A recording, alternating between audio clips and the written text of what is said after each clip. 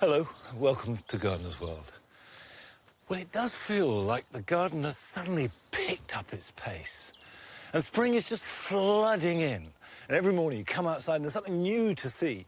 And all these daffodils, these are a variety called Thalia, seem to open overnight. I wasn't looking, I looked round and there they were, just shimmering with white. And of course, everything here in the writing garden is supposed to be white, but occasionally we do get rogues. I see that a cowslip has seeded itself and the odd yellow narcissi. Not as bad as last year, though, when I ordered a batch of daffodils, planted them all, expecting them to come up white and clear, and they were all buttercup yellow. I've been given the wrong bulbs. No problem with that this year, though. It's all clear, shimmering white. This week, the garden designer James Alexander Sinclair visits Sussex to explore a remarkable collection. This time of year, there is one very good reason to come here, and that is the magnificent magnolias. And we meet a nurseryman with a passion for a flower that never lasts for more than a day. Daylilies are called the perfect perennial in America. There's a color, height, shape, size for every garden and for every gardener's taste.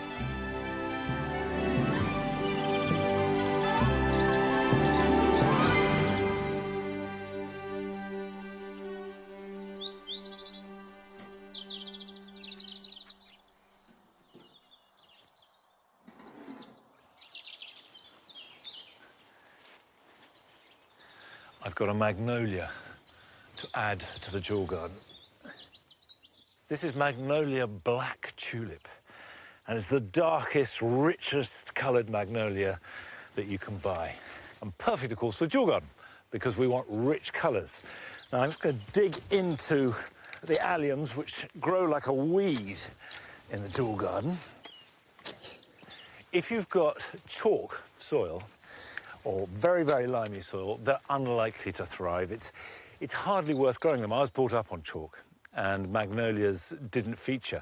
But as soon as you get into clay country or acidic soil of any kind, then they love it.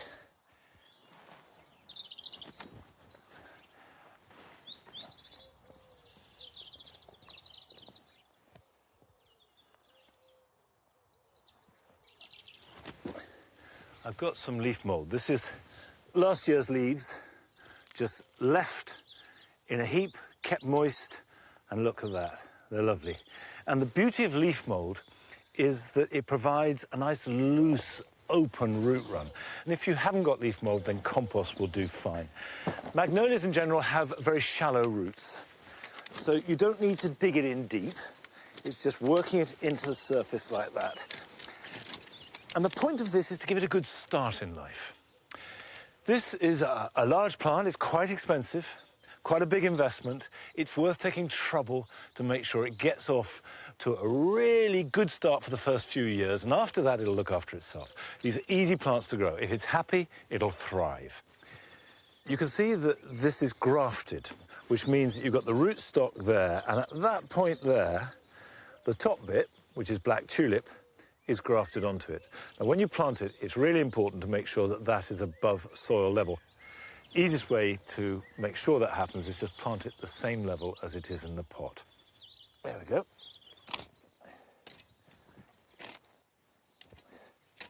And gently firm it down. So it's always a good idea when you're firming in anything is to put your heel at the edge of the planting hole and the toe in the middle. So essentially, you're forming a kind of cone of soil around the roots, and that way you do less damage. Now, there are two more things I need to do. The first is to water it well. They mustn't dry out, and you could feed it once a month. If you gave it a seaweed feed, that would help it establish its roots and get a nice structure. I'm also going to mulch this.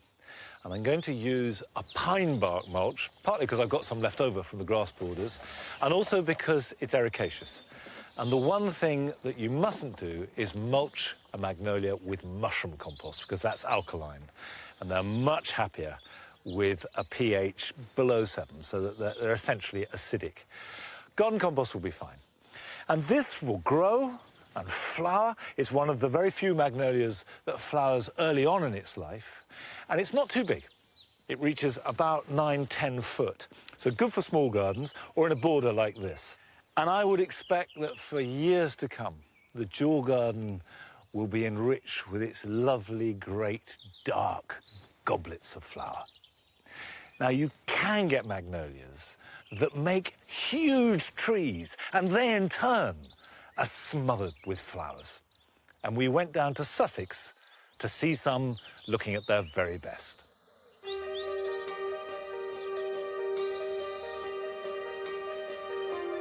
This is Board Hill, a hidden gem nestling in the countryside of West Sussex. And at this time of year, and particularly in this kind of weather, there is one very good reason to come here, and that is the magnificent magnolias.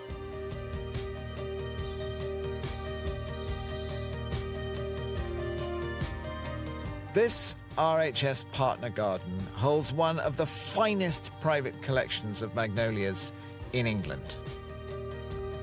Like galleons in full sail, they shower us in perky pinks, sumptuous whites and vivacious purples, mesmerizing us with their seductive charms. Magnolias are one of our most ancient trees. They've been around for over 20 million years. And one of the problems with that is that they evolved before bees did. So inside this flower are lots and lots of little beetles that are doing the pollination for it. And what they do is that they crawl into the closed bud and they basically sort of hang out in there for a while, and they eat the pollen and they mate and they chat to their friends. And then when finally the petals fall, the beetles have done their job and they disperse. The garden was founded in 1892 by Colonel Stevenson Robert Clark. A keen naturalist, he bought the house with the sole intention of creating a collection of trees and shrubs from around the world. A collection which is now in the care of his great-grandson. How many magnolias have you got here? Well, we've got over 25 different species of magnolia. We've got the one behind us, which is the Campbelli mollicumata, a lovely tree. We have one which is quite small, which is a stellata, white, quite a frilly sort of flower. Which is the sort of thing that many people have in their front gardens. Absolutely right. Some of them are champion trees. We've got an obovata, which is over on the far side, which is champion because it's got the widest girth, fattest at the bottom. We've got, just behind me on the other side, the black tulip, this very dark purpley colour. So how come all of these magnolias, none of which are native to this country, end up here at Board Hill? Well, my great-grandfather, Stevenson Clark, was one of the co-sponsors of the Victorian plant hunters. And they would go out and they would send seeds back that were collected in the wild, sent back as seed, and then planted in the garden. The particular significance about magnolias in gardens like this is that where they came from, they may no longer exist over there. And so the only place that they grow at all on the whole planet will be, in a garden like this. The quality and variety of species and cultivars this collection contains is quite astounding. Trees from America, the Himalayas and Japan, all thriving side by side. And it's the job of head gardener Andy Stevens to look after them all. Andy, man in a wood with a tape measure, what are you up to? Hi, James. I'm eyeing up this amazing Magnolia Campbelli. I think this might be a new champion tree. Hang on. We've mentioned champion trees already. By champion tree, is there a prize? Is there a cup? What is a champion tree? Unfortunately, no prizes. A champion tree is either the tallest of its type or greatest girth. Oh, OK. And I think, looking at this, is going to be a greatest girth. This one is quite generous. Quite chunky, isn't it? So we go round the tree this way. I'm going to come back and find you. Yeah. And we have got 3.66 metres. Is that good? That's good. We actually have Magnolia Campbelli champion by girth already. And that is? That is only 3.5. Hooray! Hooray! So we have a champion. How many champion trees have you got at Board Hill? We've actually got 6 champion magnolias out of a total of 83. This one was planted in the 1920s. Yeah. Champion trees are the best examples of their type, so it's important we find them and, most importantly, propagate from them. We work with gardens such as Kew and RHS partner gardens and spread the propagating material around these gardens. Don't want to put all your eggs in one basket, so the more gardens that have this material, the better. To mark the 50th anniversary of Board Hill being open to the public, Andy's current project is to plant 50 new magnolias around the gardens. We'll put a new magnolia in here. If you take this and grab the tree, I'll Right. start preparing the hole. That's not the soil as it was. You've been doing something No, I've done there. a bit of work. I've loosened up the... it's clay soil around here, so it needs working. I've added some compost. Magnolia's like a good soil. And we're in a woodland, so there's going to be lots of leaf mould as well, Lots of isn't leaf there? mould, yeah. And what have we got here? That's another Magnolia Campbelli, very similar to the one we've the just same been as that measuring. one? Yeah, this is a variety called Queen Caroline, Right. which originally came from Kew. So why are we digging it here? Colonel Clark always tried to find the best spot to plant new plants. Yeah. We've just been measuring the big Campbelli over there, which did really well. Yeah. So we'll try a new one here, not too far away. So this is the next generation. This is, yeah. Continuing the tradition of planting magnolias on this site is not only increasing the numbers in this fabulous collection, but also helping to protect and preserve these prehistoric trees for future generations. Today, we have just witnessed the first act of the magnificent performance of the magnolias here at Board Hill. Behind these little furry jackets, these divas and goddesses have an awful lot more to offer. So, get yourself down here before the show is over.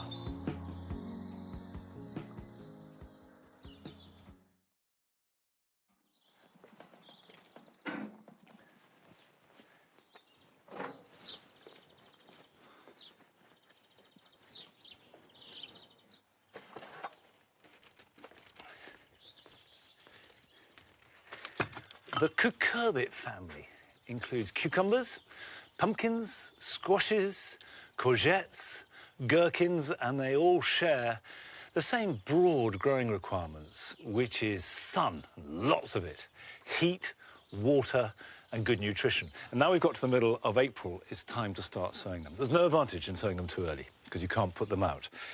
Pumpkins are very seductive because they look so lovely, and there's something so dramatic about them. Taste good, too.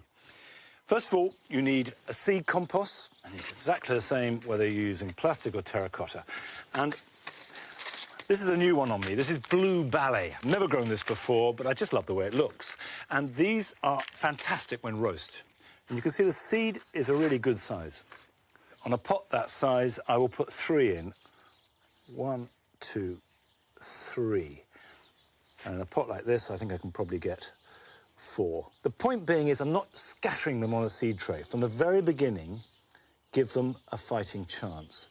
At this stage, they absolutely need either a heated bench in a greenhouse or a windowsill above a radiator. I've got some courgettes too, and I've got a new variety here, which I can hardly pronounce. In fact, I need my glasses to be able to say it. Cocoselle von Tripoli, or something like that.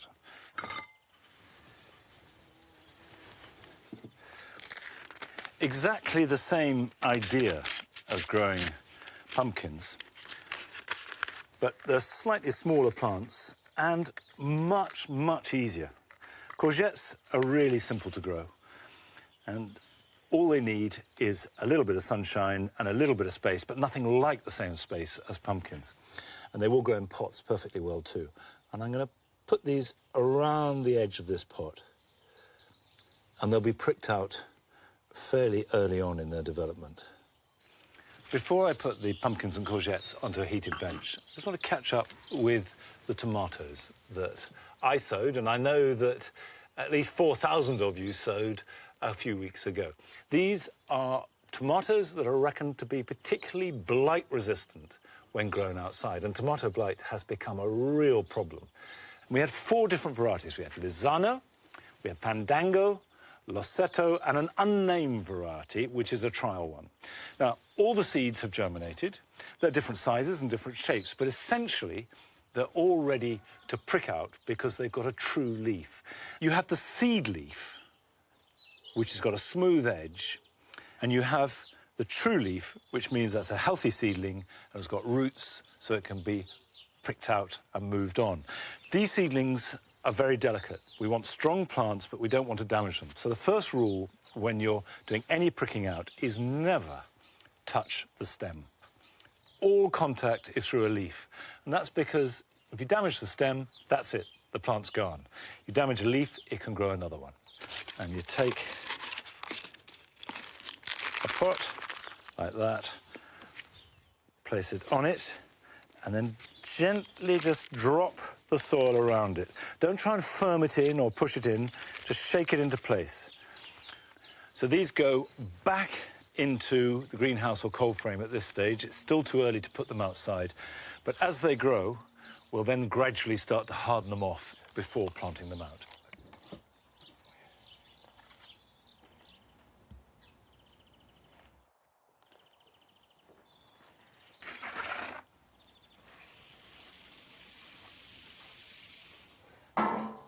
Another test I'm doing this year is growing chrysanthemums. What I want to do is grow chrysanthemums that will go into the jaw garden and work in amongst the hurly-burly of the border there.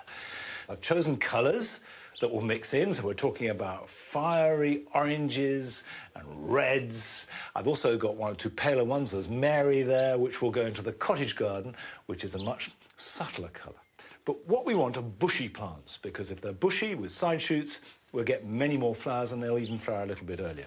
So now's the time to pinch them out. You can take half the plant away. Just put your fingers above a pair of leaves, and there it goes. If you haven't grown chrysanthemums before and you want to give it a go, they're still available. They come into garden centres around about the beginning of May. And as long as they're protected until the worst of the frosts are past, and then they can be hardened off and put out, I don't think they should be any trouble at all. And of course, in the end, what we want from our flowers is delight.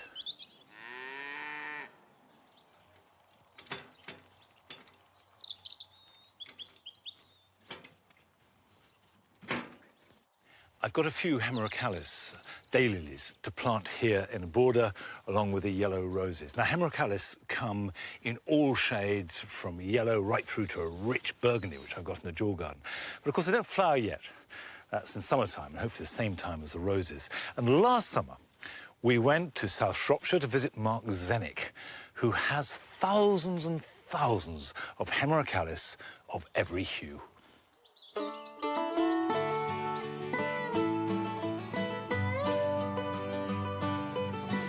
I'm from Massachusetts in New England.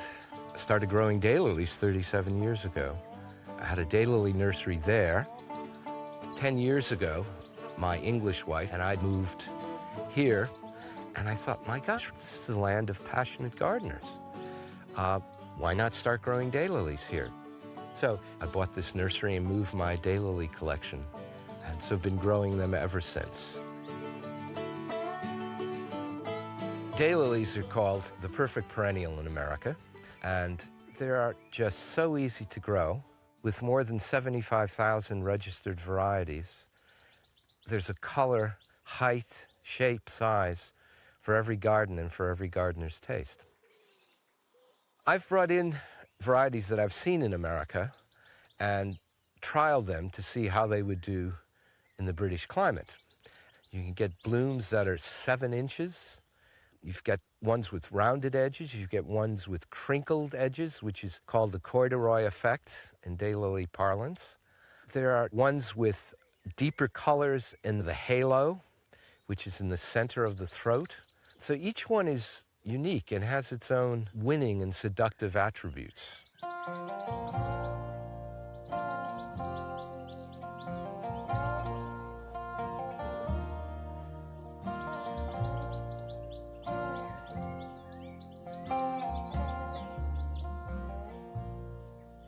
This is outrageous Ramona, which is the kind of daylily that Americans go weak in the knees over.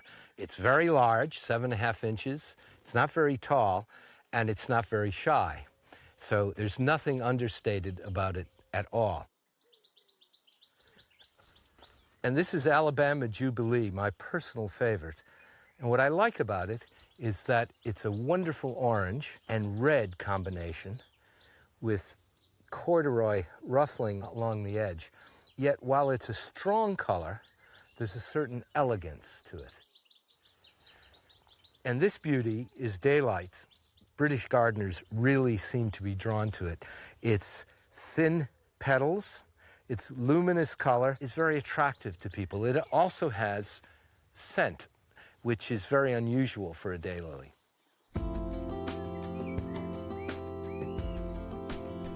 These plants are called daylilies because each bud opens and the bloom only lasts a day.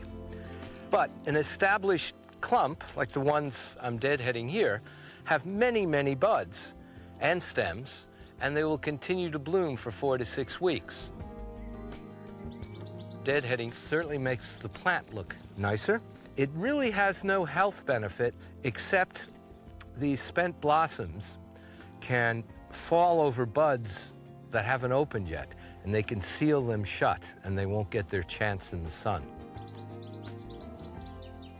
Daylilies' first prerequisite for thriving is sunshine. They can be grown in chalk, they can be grown in clay, they can be grown in sand. They're very easy with soils. They fit in everywhere. There's some gall midge damage. In America, I'd never seen the gall midge, and it's a nasty little bug that sets into the new buds in the spring and cause the buds to turn into pulp and never bloom. The best thing to do is to pick them off when you see them and destroy them.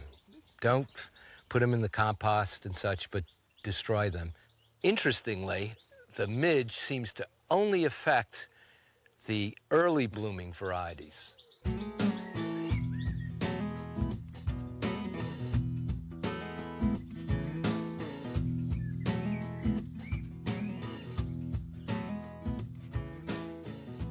One of the wonderful things about daylilies is how well they go with other herbaceous plants.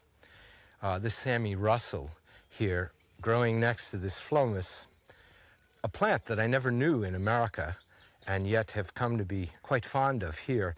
Even though the phlomis bloomed some time ago, its residual structure just sets off the daylilies wonderfully. They're very convivial plants. Not being fussy, they make friends quickly with most other herbaceous perennials. I feel so blessed to be here in the walled garden for 6 years and to bring my daylilies here. An American friend pointed out to me that the word paradise comes from the Persian for walled garden. So I'm here in paradise with my daylilies, and I am just a happy man.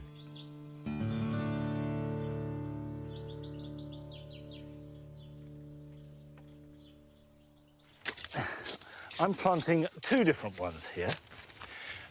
First one here is Hyperion, which is a clear yellow.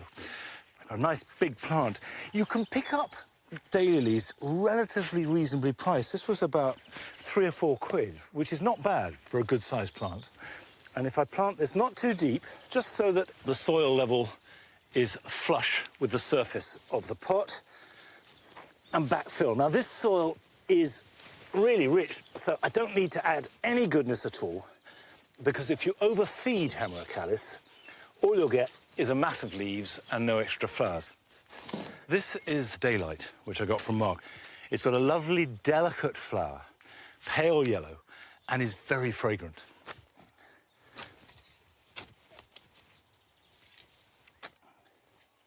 Now, what I'm looking for the effect in this border is a kind of rhythm running along it of roses, daylilies, roses, underplanted with blues and other yellows matching in with them. So you don't just get the repeated pattern and refrain of yellow colours, but also the different fragrances and scents.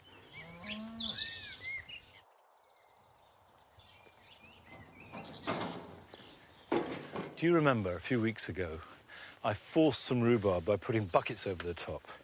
Well, this morning, this bucket with this weight on it was forced up in the air by the rhubarb. You can see here, it's really strong and powerful. And this one is coming off. If I take the weight off and lift this up, there we are. You can see what you get when you force rhubarb is all stem and hardly any leaf. And that will be sweeter and tastier. And this is a proper rhubarb forcing pot. Whee, there you go. Of course, now I've taken it off, it flops and it's hard to put back on. I'll pick that and eat it. But even if you don't grow rhubarb, here are some jobs you can be doing this weekend. As the days warm up, perennial weeds will really grow fast in your borders. So it's important to get in now whilst you can see them and get at them, and dig them up, making sure that you remove all the roots before they get too big. Now is the time to prune lacecap or mophead hydrangeas. Cut back last year's flowers. If you have any weak growth or tangled shoots, they can be cut back much harder, and that will stimulate fresh growth.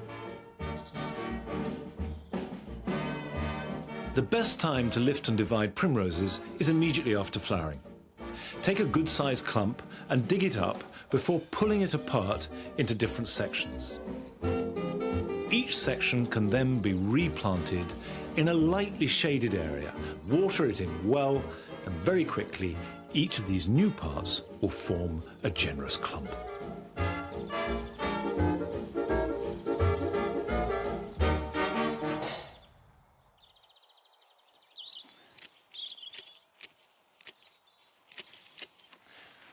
The frog spawn has all hatched, and the pond is writhing with tens of thousands of tadpoles. And if just a tiny fraction of them become frogs, the garden is going to be full of them all summer long. The caltha is really blazing, and the skunk cabbage, the Lithochitum americanus, has for the first year thrown up these yellow spathes, and it's accompanied by a distinctive smell of overboiled cabbage. Not fragrant, but beautiful and interesting.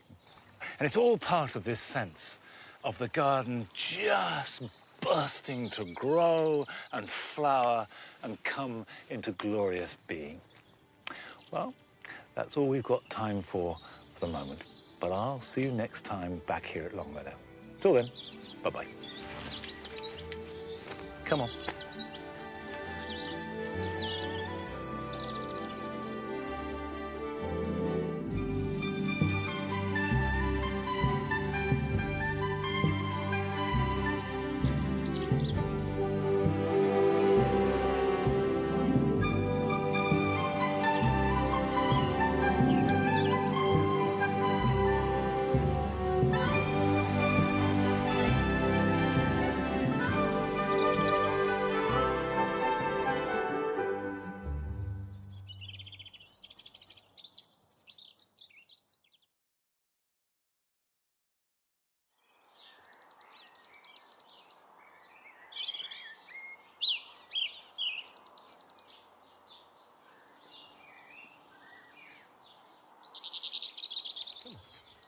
Hello, welcome to Gardener's World.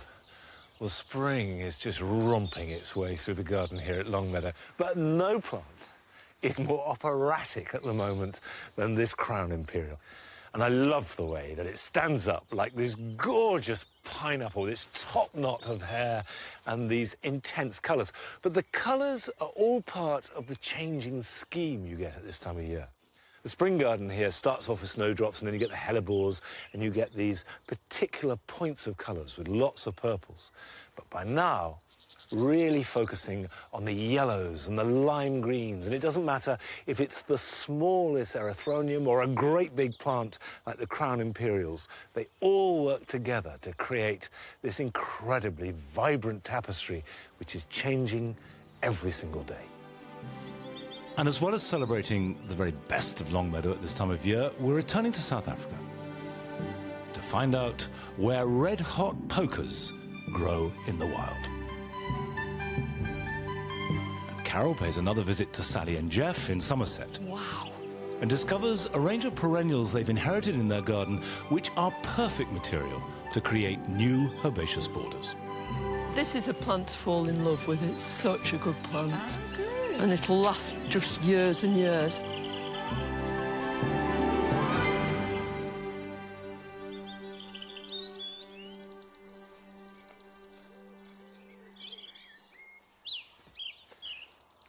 The grass borders have been mulched with pine bark. I've not used pine bark as a mulch before, But the plan is to have something that does the job of suppressing weeds and keeping in moisture, but also is slightly lower in nutrients than the normal mushroom compost or garden compost I use. Because you don't want things growing too exuberantly. If we have a warm, wet summer, we can get all kinds of fungal problems. You can see here that the new shoots are appearing. Within a month or so, they'll be about 3 foot tall. By midsummer, they'll be up here. And by late summer, 6 foot, 8 foot, 10 foot tall. So now is the moment to get in and plant in amongst them, to plan ahead so that the display isn't just grasses, but is interwoven with colour. So I've got some Verbena bonariensis here. I sowed this last spring, intending to plant it out in midsummer. But by then, there was too much cover. And Verbena bonariensis comes from the pampas of South America, so they need light and air. The plan is to weave these and other plants in amongst the grasses so they get established. And by the time the grasses grow up and start to dominate, the accompaniment can cope with it and hold their own.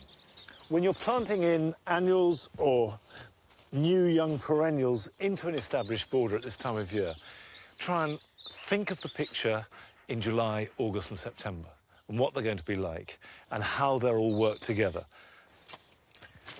I'm going to be putting in quite a few things over the next few weeks, some of them annuals and also some more perennials, because one of the plants that I've got very fond of recently is Kniphofia. I never really grew it very much, and I think it's because I didn't understand it. I didn't quite know how it worked. I just thought of it as red-hot pokers. There's a lot more to Kniphofia than that. And if you want to learn about a plant and you want to get engaged with it, you need to find out where it comes from. And we went to South Africa to see Kniphophias growing in the wild.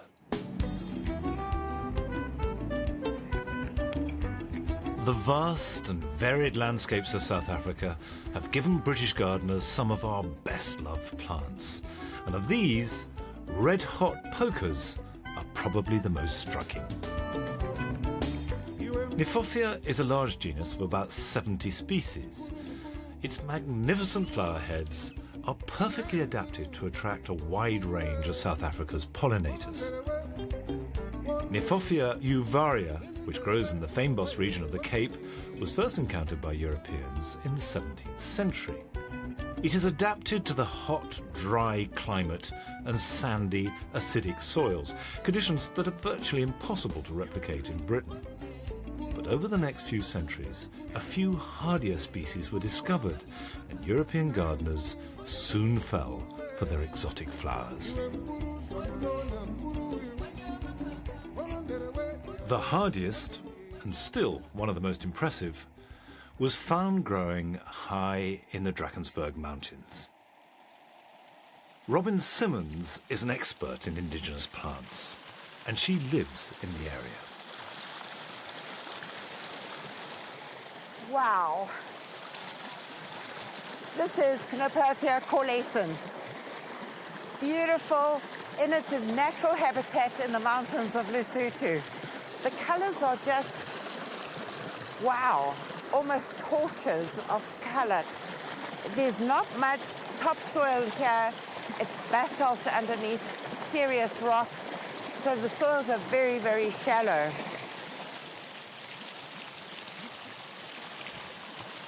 Soil, look at the water. Very thick, very heavy. Still with a lot of humus in it. It's got to get its food from somewhere. It is always wet up here, it never dries, so well-drained means nothing. We're at an altitude of 2,800, 2,900 meters above sea level. It would get down to, I would imagine, sort of minus 18, minus 20. To survive at these conditions, you're really special. Really special.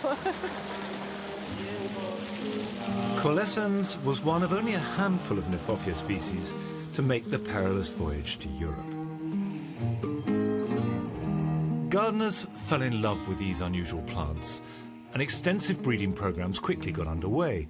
And from only 4 or 5 species, breeders set about creating every single garden hybrid that's available today.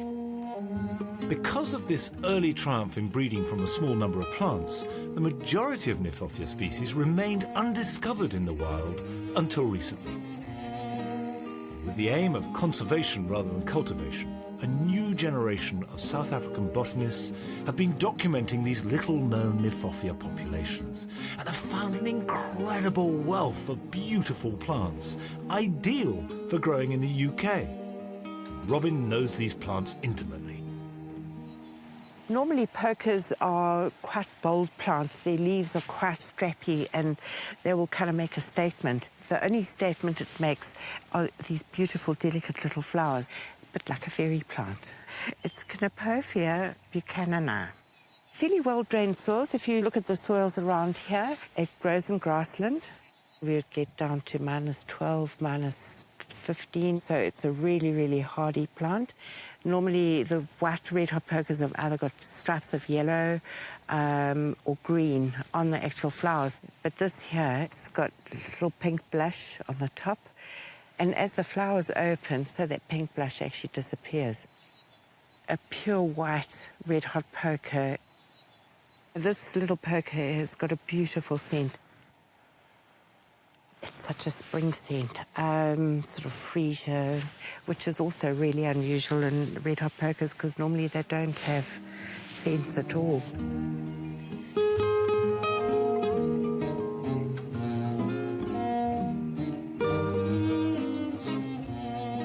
Here we have Kniphofia echipensis, different to the buchanani. It actually grows in wetland, in marshy areas. Let's see if we can find some little mud ball.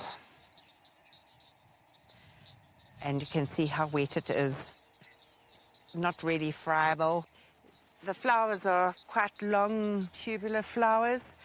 This area here also gets down to the -12s, -13s. It will stay damp all the way through the year. If you've got a really wet patch in your garden, this is the ideal plant.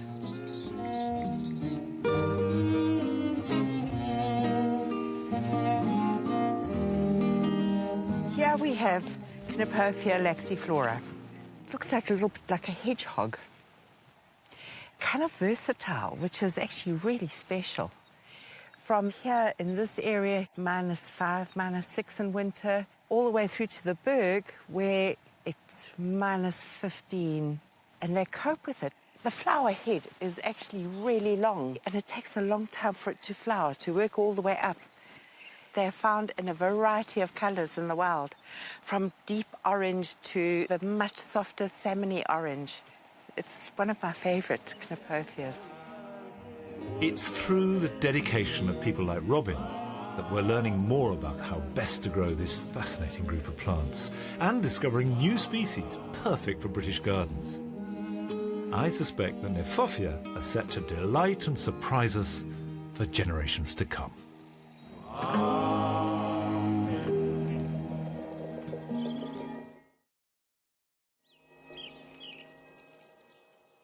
In fact, new varieties of Kniphofia are coming on all the time. They're very easy to hybridize. They grow well from seed.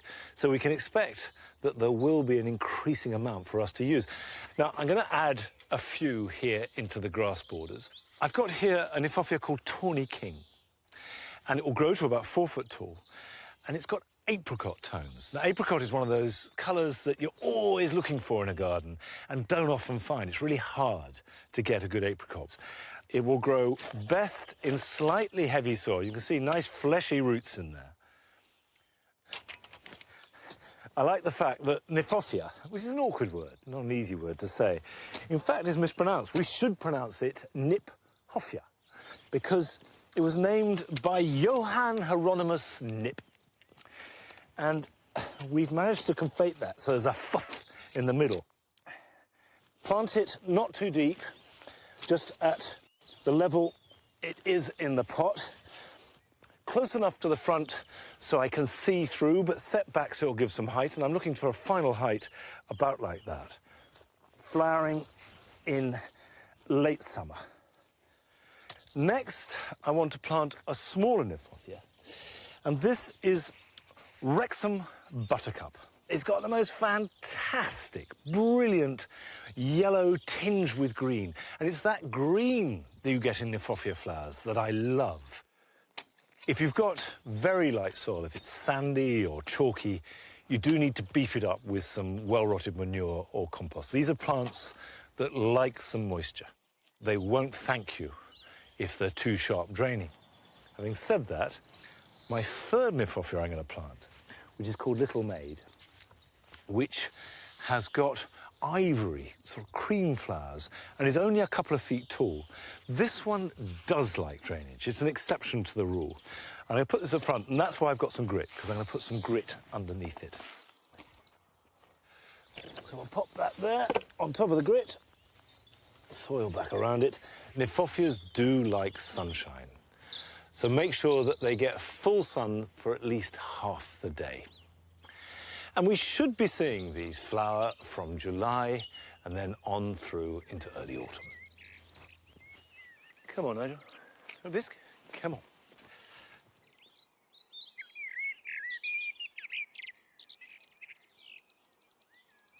Come on. Come on, Nigel.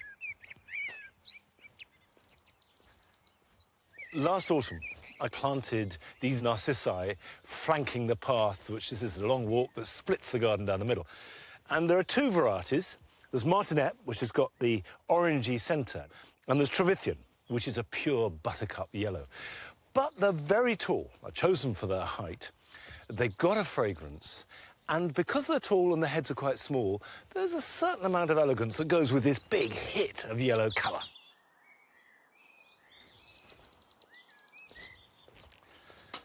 I grow sunflowers every year, mainly for the jewel garden.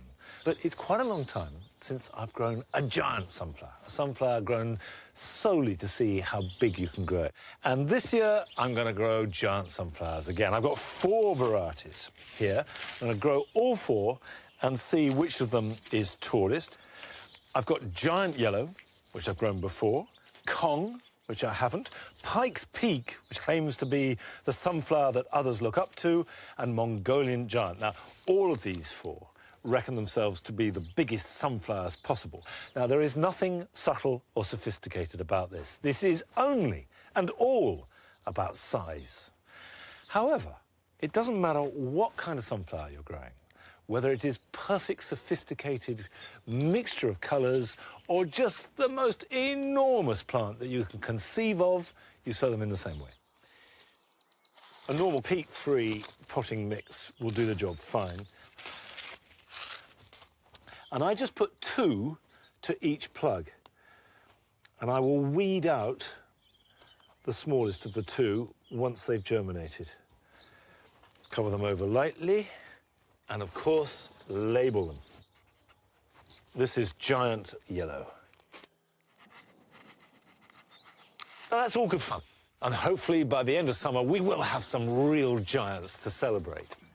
But Sally and Jeff Davis have tackled an altogether more tricky problem, which is how do you convert an overgrown, rambling garden into a space that feels like your own?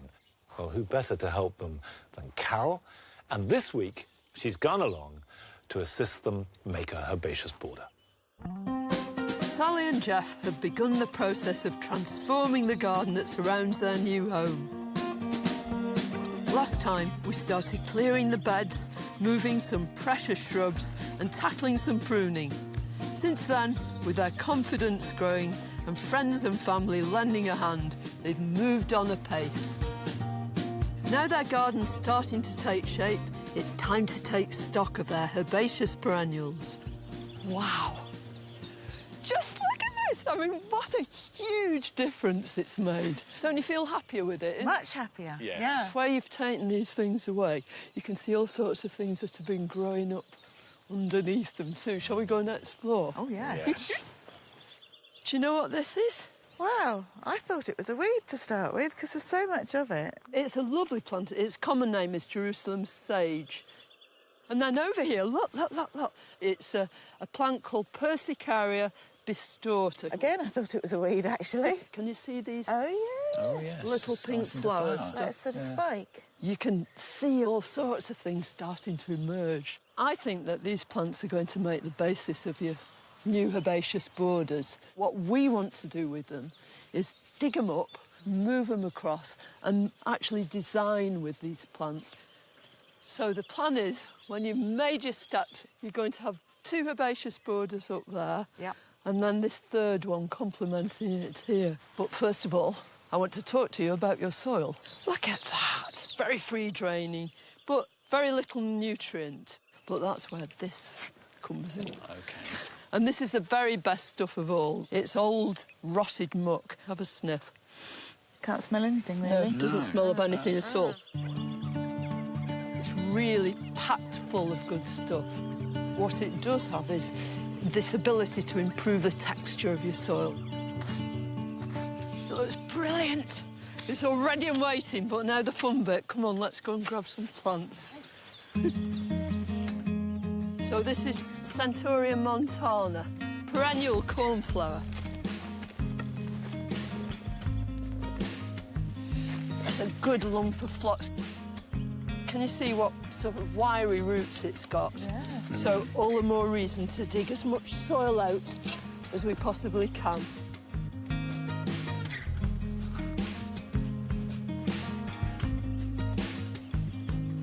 So we've got a nice lot, haven't we? We have. Are we able to make more than one plant? I hope we're going to make at least half a dozen. So how Easy do we do peasy. that? 2 forks about the same size, back to back, and just use them as a kind of fulcrum. They'll come apart like that. When you're dividing perennials, you've got to make sure that they're weed-free when you replant them. There's the old root. Can you Oh, see? yes, yes. You can discard that. What you're interested in is all these little fine fibrous roots, because they're all feeding roots. There we go. Now, the exception to all these things is this iris. They'll make a great big rhizome down the middle, and then all these little ones, these baby ones, off it. OK. And these are the pieces you want. But this is old now and unproductive, so you can just snap. Because this is the bit you're interested in with these new roots Oh, here. I see, with the roots. I didn't realise you could be so rough with these plants. So let's leave the weeds behind and move our ingredients onto the path. And then we can get planting and designing. Now, this is the exciting part. So rather than lots of separate blobs, and one of this and one of that and one... Let's plant them so they make great big sort of swathes. Now this, because it likes sunshine, your iris, that's south, isn't it? It is, yeah. So I think these really ought to go here.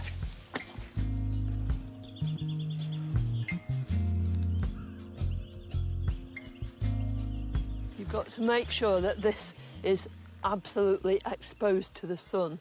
And what you do is dig 2 little trenches. So in between them is a ridge. And you face your whole rhizome south, and then you put your roots down on either side. You want to think about contrasting foliage too. Right. How about phlox? And think about the way you're planting, not just a row of something or a blob. It's quite nice to use wavy lines here. And then shall we do Restrantia? This is a plant to fall in love with. It's such a good plant. Oh, good. And it'll last just years and years. Yeah. Right, what's next? What could be better than Alchemilla? So these are quite short, aren't they? Yeah, not so high that it blocks your view. They're very see-through too. Oh, lovely. Whenever you're planting something with a big root like that, whatever you do, don't wrap them up like that or like that, because they'll die. A better alternative is just to chop them, and that will actually encourage them to make lots of little fibrous roots. Shall we have some of that Centaurea in? It's great that it was already here and we haven't had to buy any of these, isn't it? Exactly. Using these simple principles, Sally and Jeff should be able to carry on creating their flower beds ready for summer. I'd never have thought we'd have got so many plants just out of the garden. Yeah, superb, isn't it? All it's cost is a bit of effort. Yeah. Next time I'm here, we'll tackle the jewel in their garden's crown, the pond.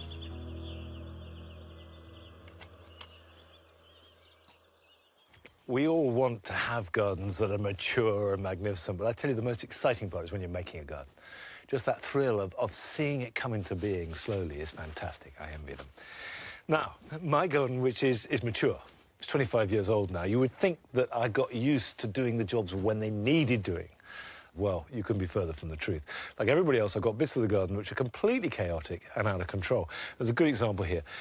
This rose is a climber called Madame Gregoire Steichelin. This one, for no good reason at all, I haven't touched for a couple of years. I can't really think why. No excuses, I just haven't done it. However, if you've got a climbing rose that's out of control, it's not too late to do something about it now. And what I want to try and create is a system where you have 3 arching stems going out and then the side shoots, which bear the flowers, growing as vertically as possible.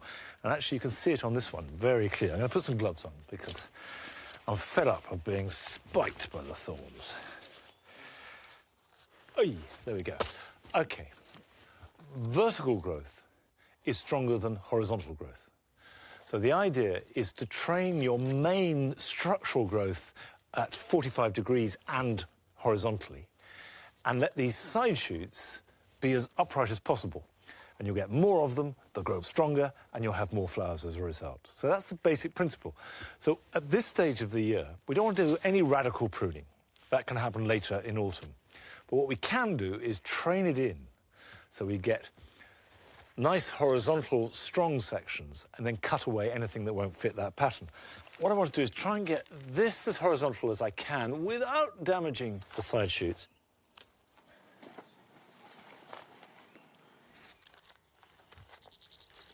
You can feel what I'm doing now.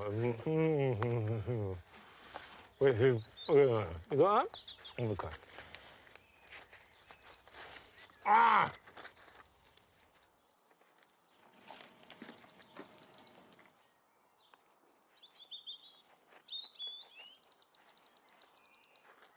So we've got that slightly under control. At this stage, I can start removing stuff that's in the way. So this, for example, is never going to train up. I don't want it coming outwards, so I'm going to cut that back quite hard. Likewise, this one can go back to there, and this can go back to there. So we're starting to get the more familiar structure of a rose with a horizontal main stem and these shoots that will bear flowers, and new shoots will come up too. This will give Madame Gregoire Steichelin every chance to shine all summer long. Now, as well as looking after roses, here are some other jobs to be doing this weekend. You shouldn't cut back any of the foliage of daffodils until they die naturally. However, it's a good idea to remove the seed heads because seed production takes a lot of energy from the plant and will reduce the number and quality of next year's flowers. Although I put up my supports for climbing beans a few weeks ago, the ground is too cold for them to germinate and grow well. But if you sow your beans into pots or plugs, and then give them some protection either from a windowsill or greenhouse to germinate, they will grow on strongly, and by the time the weather is warm enough, you'll have healthy young plants to put outside. Over the winter, Mediterranean herbs like marjoram, oregano or sage become very woody and have lots of old growth. So cut this back to the ground, let light and air into them, and the new shoots can grow strong and tender and perfect for cooking with.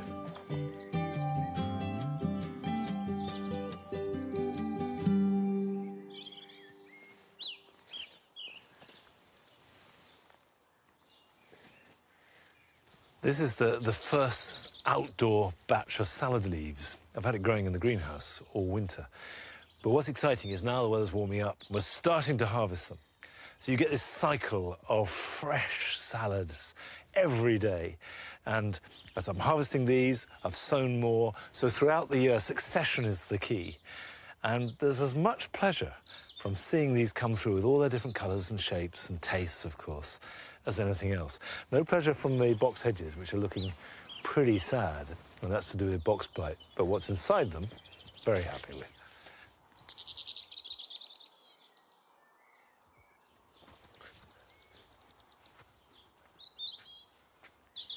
This is the great white cherry, or Tai Haiku. And actually, it's probably as good as it's ever been, because what often happens is just as the flowers come out, you get heavy rain or you get winds and they just get battered to pieces. It only lasts at its best for about 4 or 5 days, so you're lucky. This is just perfect. And I love the story about it. You probably know it. It's how that it was revered in Japan, but it disappeared in the 18th century. And there were pictures of it and people spoke about it, but there were none to be found. And then it popped up in a Sussex garden. A man called Captain Ingram, Cherry Ingram, discovered it, took some to Japan, said, is this it? Is this the plant you've been talking about and got pictures of? It was. And from that, it spread through all our gardens. And it is this glorious, fulsome, almost voluptuous blossom. Doesn't last long, but while it does, fantastic. Well, that's it for today. But I'll see you here at Longmeadow next time. So until then, goodbye.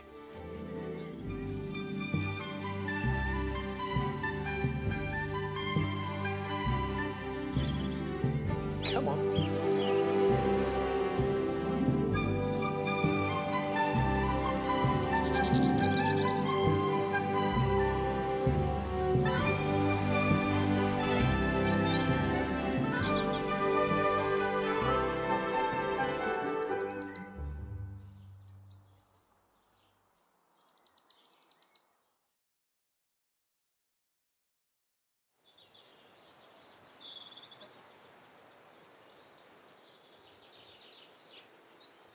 Hello, welcome to Gardener's World. Come on, you, get up there. That's it. I'm really pleased to see that the bluebells that we planted as little bulbs last September have largely flowered. Now, they're delicate at the moment, but they do already cast this lovely blue shimmer over this piece of the garden, and that will spread naturally by seed. You can make your own little bluebell wood if you've got a few trees. The cowslips are spread entirely by seed from about 50 yards away, with some cow parsley coming through. It's got all that magic of spring. Now, you haven't been to Longmeadow for 3 weeks, so I'm going to give you a little tour to show you how spring has transformed it, and then later on I'll be planting those bee-friendly plants that I bought at Malden. This week, Juliet Sargent visits a garden in South London that's been created specifically to develop physical and mental well-being. I like using my hands and feeling, the earth. There is something really therapeutic about it, isn't there? And over the next few weeks, Jo will be learning to love the hanging basket. And this week starts with the most traditional kind. I'm on a mission to find out the secrets behind these riots of colour and how I can bring them into my world of contemporary garden design.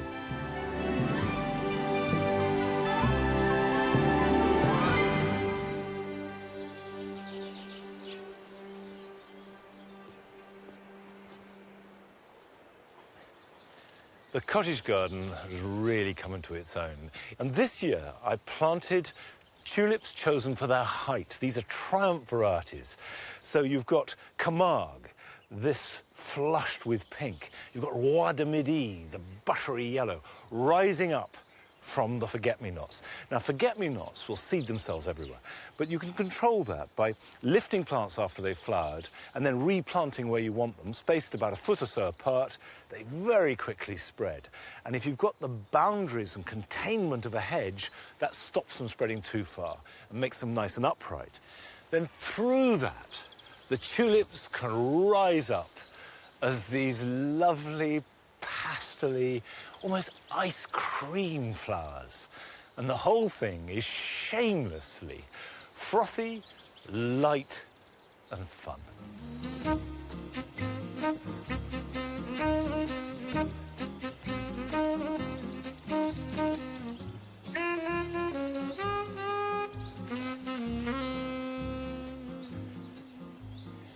The daffodils in the Long Walk are still flowering up to a point, although increasingly they need deadheading almost on an hourly basis. But through them have come the ballerina tulips and the wallflowers. And the result is a really fiery, and I have to say, very fragrant mix. And of course, the whole point of this is to provide a transition from the pastel colours of the cottage garden to the intensity of the jewel garden.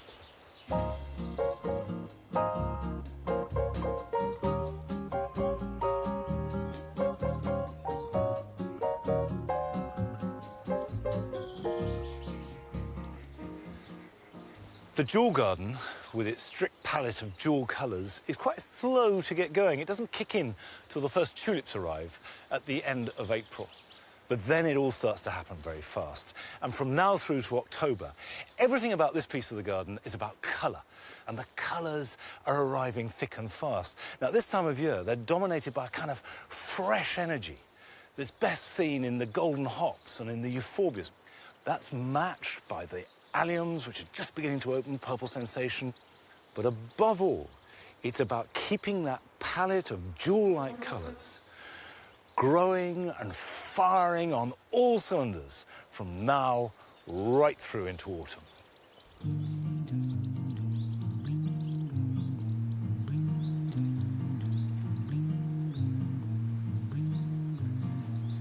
Nothing can be more different to the jewel garden than the writing garden, which is fundamentally white, except at this time of year, because the apple blossom's out, and that means that it's touched with pink. And the dominant note comes from cow parsley. I wanted to make a garden that captured the essence of cow parsley at this time of year. And in fact, I've got quite a few plants that have been growing from seed that are umbellifers like cow parsley, and long after that's disappeared, will keep providing these umbels of white froth. Now, this is Ami visnaga, and the umbels are rather more rounded rather than plate-like, and have just touched with green. So, very easy to sow. I actually sowed these in February. Nice little plants like that. But of course, if you haven't sown any from seed, it's too late to do so now, but you can buy plugs online. And I'll just pop them randomly, as many, maybe 20, 30, 40 throughout this area, so that in a couple of months' time, those will rise up through and give this floating cloud of white flower. The thing about growing plants at this time of year is that the whole process, from planting out to enjoying them flowering, makes you feel so much better. When I've written at great length about it's helped me with depression, simply through the process of looking after plants and gardening. And we went to Bethlehem Hospital in Beckenham in southeast London, where they are doing exactly that work. My name is Juliette Sargent. I now work as a garden designer, but in my former life, I was a hospital doctor. In my bones, I know that gardening is good for our health. And today, I'm visiting a place that proves it by actively incorporating it into treatment. This is Bethlehem Royal Hospital, the oldest psychiatric hospital in the world. For over 700 years, at various sites, it's been involved in the treatment of people with mental illness.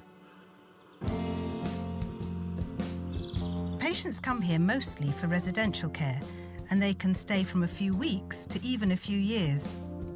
One of the most innovative treatments they offer is gardening therapy. I'm meeting the head of occupational therapy, Peter O'Hare, to find out exactly what it involves. We have a range of gardens here on site. We have a courtyard garden, a walled kitchen garden where we grow mostly vegetables, and we have restored the orchards recently as well. So this provides us with a wide range of potential activities which we can adapt for therapeutic purposes. So what sort of conditions might people have? Here we have people with schizophrenia, depression, anxiety disorders, eating disorders, We have a mother and baby unit. We have children and adolescents. With something like depression, how does the gardening actually help? A lot of it is to do with the sensory experience. When you're out there in nature, just like here, you can see the bluebells, and the smell of them, the touch, it does a lot to stimulate. I've been out in the sun as well. That can all have an impact on people's mood. So getting off the ward and getting out there can really, really help. I can imagine that if you have a condition like anxiety disorder, it could be quite a challenge working in a muddy kitchen garden. Mm-hmm. Actually, anxiety is a good example. Because people often come with severe contamination fears if they have OCD. So actually, yes, it's really difficult to think of getting your hands dirty, but that's precisely what some of them have to do. But doing it in a very gradual way, seeing that it isn't going to actually kill them, which is often a fear they may have, or they're not going to contaminate somebody else, which is another fear people may have. So they work through those in therapy, but it's only because they can actually do it in the garden that it is actually effective. It's the two together that really work.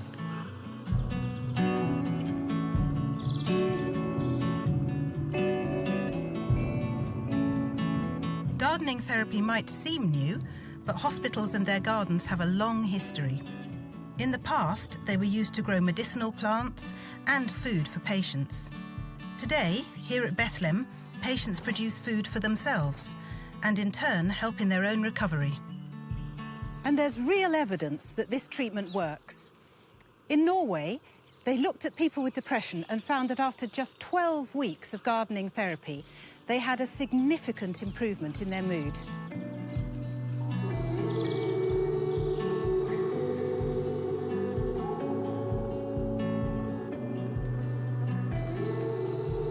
Hi, Jack. Hi. I'm going to help. Thank you. Jack is new to Bethlehem and to gardening. I like using my hands and feeling Mother Earth. And There is something really, really therapeutic about it, isn't there? well, that's what I've noticed. For me, it's not what's therapeutic is being outside in the sunlight, but it's also the social interaction and the other people you meet while you're here. You're not here on your own, so you can ask questions, gain knowledge as well, and chat, about anything. It'll take your mind off, maybe if you've got any worries. It's a form of distraction, yeah. Yeah. Yeah. But a very positive form of distraction.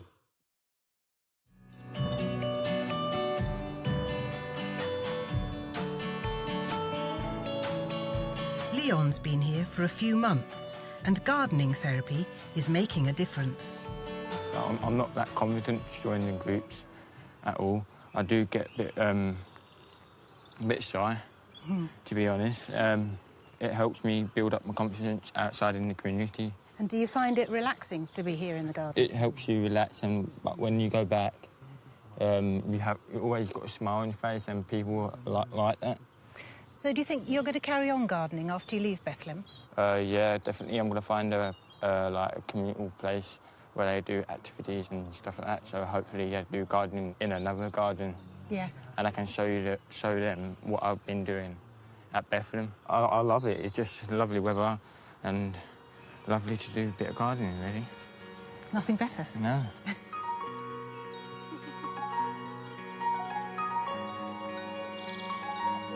Seeing the work that's going on here at Bethlehem confirms everything I believe to be great about gardening. It's good for mental well-being, it's good for physical well-being, and it's something, if at all possible, we should all be doing more of.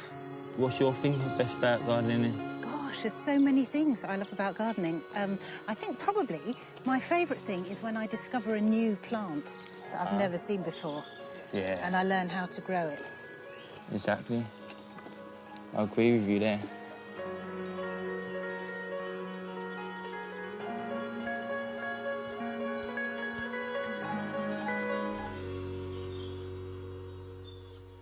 Go on. Good boy. Now, I've created an area here at Longmeadow to maximise wildlife. But I did say, when I set out to make this, that I wanted to make it a garden that would be beautiful. And that is a key part of it. And this area around the back is now ready for planting with bee-friendly plants. In other words, plants that are designed to attract as many bees as possible. And at Malvern last week, I went shopping and bought a few plants just to get it going. The first is this pretty little geum. and it's called Bellbank. And it's got a slightly pinky apricot flower, and it fulfills one of the first really important things if you want to attract bees, which is to have open flowers, easy for the bee to get to. So I'm going to plant this at the edge. So we're starting to create a border. This is not wild gardening. This is going to look a really nice border. Before I plant, I just want to position the other plants around them. I've got a scabious. This is Scabiosa pink mist. And what's beautiful about this plant is if you deadhead it, it will flower from now right through summer. And you can see perfect for bees to land on and get the nectar and the pollen. And that's the other thing you need to look for, is plants that are rich in nectar and pollen. The other plant I bought at Malvern is this glorious thistle. And thistles are good for insects of all kinds. It's called Cirsium rivulari atropurpureum. It's a glorious flower. Unfortunately, it is quite short-lived, so you have to live with that. It will perform superbly for about 3 years, and then it will disappear.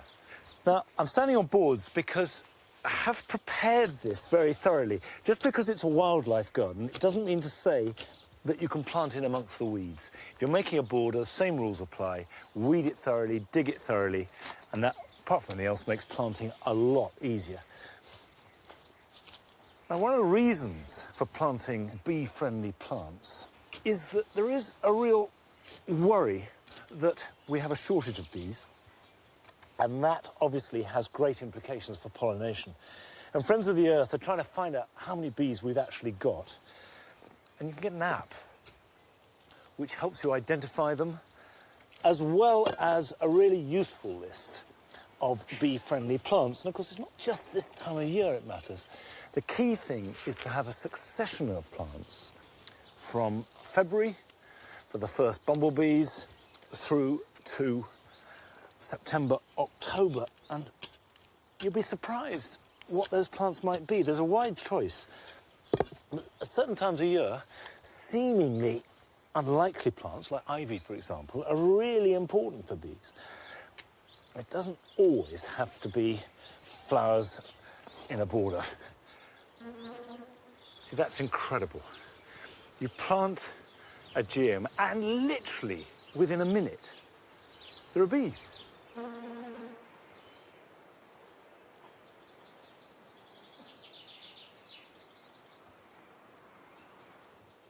As well as encouraging bees by planting for them, I've gone a step further.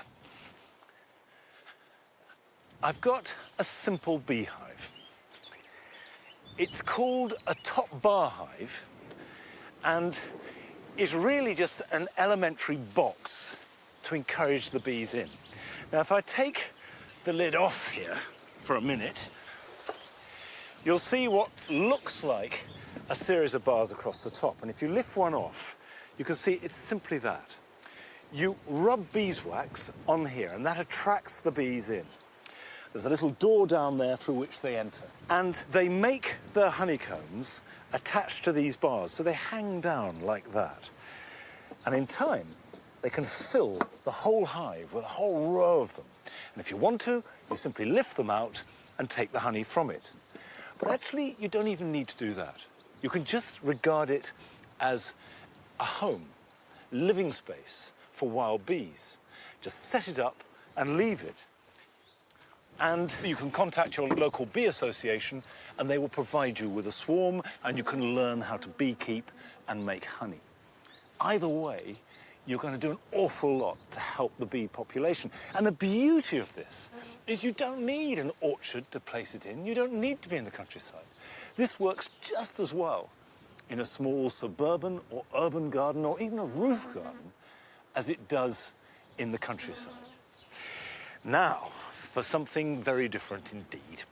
Joe is in search of the perfect hanging basket.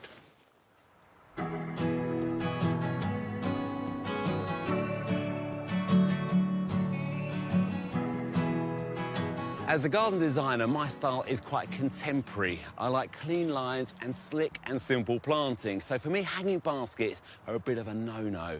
They're big, they're brash, they're colourful, and dare I say it, a little bit dated. Yet I know they're incredibly popular and they adorn millions of homes and workplaces up and down the country. As a nation, during the summer months, we go crazy for them. From back gardens and city balconies to street corners and pub fronts, they're everywhere. So what am I missing? Am I just being a design snob? I'm on a mission to find out the secrets behind these riots of colour and how I can bring them into my world of contemporary garden design. It's not going to be easy, but I'm willing to be convinced. To kick off my voyage of discovery, where better to head than a commercial grower? Miles Watson-Smith is an expert in traditional hanging basket design. How many hanging baskets do you make up every year? Well, in this block, there's about 4,000, but we actually grow over 11,000 every summer. 11,000? Yeah. So where do they all end up? Well, these ones are for the City of Westminster, so these are going on to Piccadilly, Trafalgar Square, even Downing Street. But remember, it's early in the season. They're only just showing a little bit of colour now, Yeah, but Joe. soon it's going to just be masses of colour. It'll be huge, yeah. So, Miles, what do people want from a hanging basket? They want floral impact, bright, blousy colours all mixed together. They want the hanging basket to shout and say, I'm here! You know what I mean? It's just... It's not subtle, then? No, there's nothing subtle about a hanging basket. It's got to have mixed colours, all clashing with each other, really providing that impact. So it's like a mini garden. You're trying to get lots of different colours and lots of different plants in a hanging basket. Oh, absolutely. The more the merrier, Joe. There's going to be a party in there. A party in a basket? Yes! It's a party in a basket. Of course it is. That's what they're about. Miles clearly has a real passion for these pockets full of colour, and his healthy order book proves he's not alone. With 11,000 baskets to get finished in the next few weeks, if I help him out, can he persuade me of the virtues of hanging baskets? So it's just a simple wire basket. What's the liner we put in? Right, it's a type of felt which has got a thin plastic backing onto it, and then we've lined it as well with a rather heavy-duty piece of polythene that has got holes drilled in it. The holes are about 5 centimetres up from the bottom of the basket, creating a reservoir of water. And, Joe, remember that try and get a basket that's as big as possible. These are 55-centimetre baskets. They're absolutely huge. That means you've got that volume of moisture that'll keep it wet. Plant-wise, what are we putting in then? Ah! Here we are. We're going to start off with the Bidens. OK. Central Bidens. Central Bidens right in the middle? Right in the middle. OK. That's going to grow really long and come through everything else. We've got some ivy leaf geranium. So what compost have you got in here, then? It has got a bit of peat in it. We've also got perlite, and in addition, we've got water-retaining granules. And what else have we got? Both the base fertiliser and a slow-release fertiliser in there, just to leach that feed out through the season. What did you put in there, then? So I'm going to keep up here. You're keeping up. That's the Sophinia, which is a white flower with this lovely blue, delicate vein that comes through the trumpet-shaped flower. A yellow begonia illumination. Yeah, of course we are. Yellow All right. begonia. It just goes beautifully with the pink and the red, doesn't it? And another pink illumination. So, Joe, another thing about the plant selection is that we choose self-cleaning plants where the wind naturally blows the dead heads off and they just continue generating new flowers through the season. So, in total, we are putting in about 10 or 11 plants. In 2 weeks, they'll double in size. Now, some people puncture holes in the side of the liner and plant up the size to try and envelop it in flowers. Yeah, absolutely unnecessary. OK. This is going to be a mass of flowers that's going to trail over.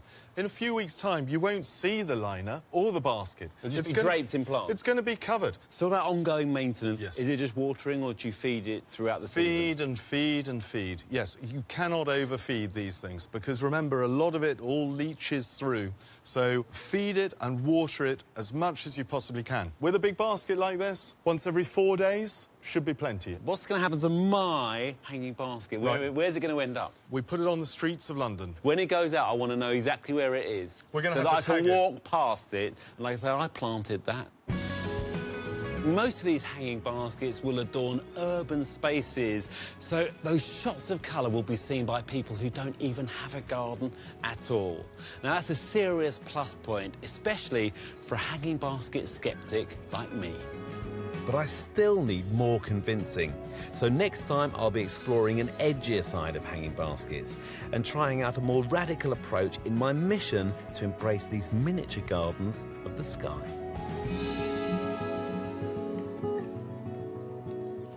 You know, I've never had a hanging basket here at Longmeadow, but I'm going to make one or two over the course of the next few weeks. This time of year has long been known as the hungry gap, and that's because there's surprisingly little to eat in the vegetable garden. The winter crops are pretty much all over, and yet the summer crops haven't really kicked in. However, things are happening. So, for example, this bed looks empty, but I had some spare seed potatoes, and I popped them in there a week ago. So if you've got seed potatoes, or you can get some, it's not too late to plant them. This is Cavolo Nero, the black Tuscan kale. Too early to pick it yet, but I will be able to pick it in maybe 3-4 weeks' time, and that will go on growing and being harvested right through next winter. I've grown rocket in amongst the elephant garlic, but you can see that it's gone to seed. And what that means is that the leaves get fewer and far between. They're still perfectly good. Nice and peppery. I've got some little gem coming through. The early Belle de Fontenay potatoes got frosted, but they've survived. It'll set them back about a week, no more.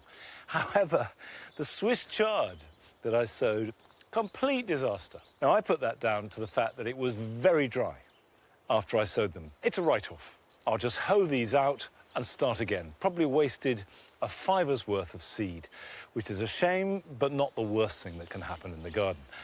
However, the rhubarb is just triumphant. Broad beans have been slow to get going, but they're coming through. And you can see the peas, a real difference between the ones that I sowed in plugs under cover and raised and planted out, and the ones I've sowed directly, which have only just started to appear. I don't think that matters. It gives succession. Perhaps it's a little bit too early to harvest much, but just in a week or two, when the days warm up, everything is just going to go whoosh.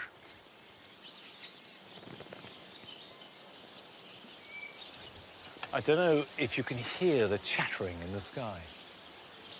It's suddenly full of house martins, and I love them because they're so busy, hard at work, catching insects, riding the wind. Well, I've been busy while you've been away. There's always work to do at this time of year, and here are some things that you can do in your garden this weekend. I like to grow tulips in handsome terracotta pots, but you have to leave them to die back after they've finished flowering, and this ties the pot up. So deadhead the tulips, lift them from the terracotta, and then put them into a plastic pot where they can slowly die back as next year's bulb develops properly. Wash the terracotta pot, and you have it to reuse for something else. If you've sown your own sweet peas or bought some seedlings, now's the time to plant them into the garden. They will need something to climb up. I like to use wigwams, but netting will do, or a fence, anything that they can be tied to. Although they'll form tendrils and attach themselves after about 4 or 5 weeks' growth. They relish rich soil, so add plenty of compost, and when you've planted them, water them in well and keep them well watered. If you're growing outdoor tomatoes, or taking part in our blight-free experiment, it's too early to plant them out outside unless you live in the far south, because the nights are too cold. However, they should be hardened off now. So take them out of the greenhouse, check through them, and pinch out any side shoots. Although Losetto, which is one of our varieties, is a bush type, and that shouldn't be pinched out. Then place them somewhere where they can gradually be exposed to outdoor life, and we'll plant them out in a few weeks' time. I do absolutely love this time of year. Of course, you can get some bad weather still. And just a week or so back, the magnolia that I planted got blasted by frost, and all the flowers and all the foliage immediately blackened. If that's happened to your magnolia, don't worry. The plant will be fine. there'll be fresh growth and that will come back through. And there's so much else around it that it hardly matters.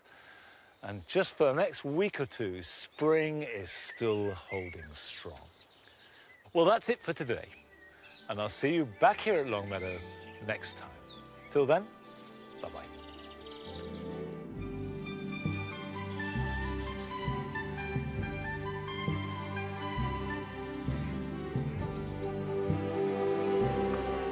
Come on, this way. It's night.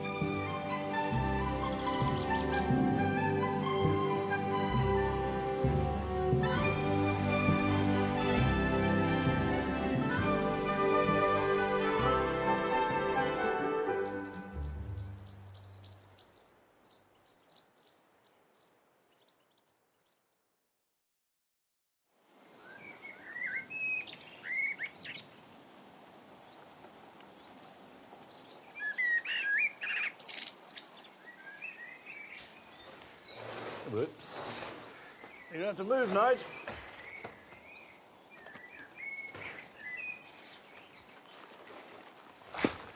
Welcome to Gardener's World. Now this is the banana, the Abyssinian banana, Ensete ventricosum morellii. And I got it last summer after I'd seen it growing at Hampton Court Flower Show. And I just loved this plum-coloured, chocolatey stems and foliage and the way that it's so dramatic. Put it into the dual garden, I got a couple, and they were fabulous. But they are tender. They won't take any amount of cold. So ever since the beginning of October, this has been stored indoors and then in the greenhouse where it's practically touching the roof. I'm dying to get it out into the garden. So I'm going to keep them out here to harden off, and then they can go out in the garden, and after that, they're on their own, and I can enjoy them in high summer. Now, as well as enjoying the exotic luxury of bananas, we pay our final visit to South Africa this week, where we go into the forests of the Drakensberg Mountains to find growing one of the UK's favourite houseplants. What we have here is Streptocarpus johannes, one of the most exciting Streptocarpus species. It's got an open face which looks at you. And Joe has been discovering some hanging baskets with a difference. Beautiful, isn't it? Yeah. And is there a kokedama for every situation? Absolutely. Christmas time, you can make kokedama out of hellebores. I've even known people that have actually kokedamaed an almond tree.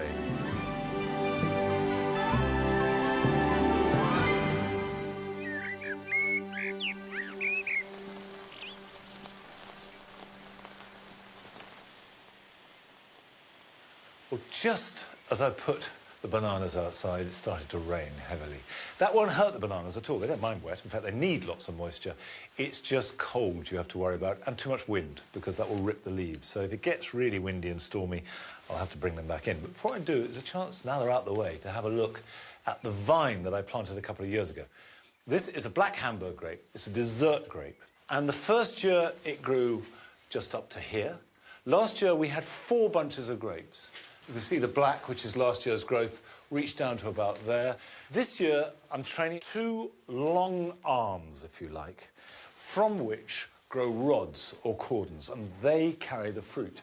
So I've put up 1, 2, 3 more wires, and eventually it will go right up on both sides, and then the fruit will hang down.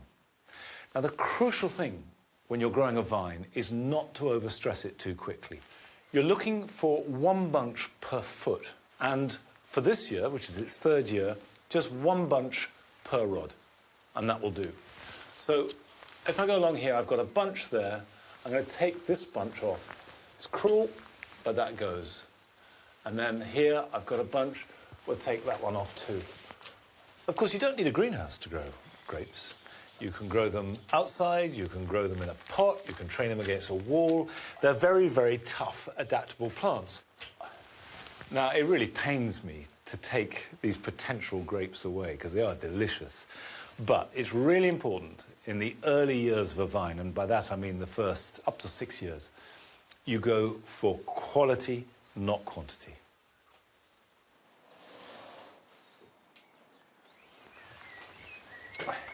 Now, these are Streptocarpus, one of our most popular houseplants, and really easy to grow if you give them the right conditions. I bought these at Malvern last year, and they flowered continuously from last May until the end of March. So now they're going to a dormant period. But they will need repotting from time to time. You can see that's a mat of root. But when you're potting on anything, don't be tempted to put it into too big a pot, thinking, oh, great, it'll become a great big plant. It doesn't work like that. The old rule used to be go the next size up. Well, you may not have the next size up, but just a little bit more. An inch all round is plenty. So if I take this size pot, that will be plenty big enough for it. What I'm using is simply leaf mould. You can buy proprietary compost, but the important thing is it mustn't be too rich in nutrients. So that will sit like that, and then put this round it. And these literally are rotted leaves and nothing else at all.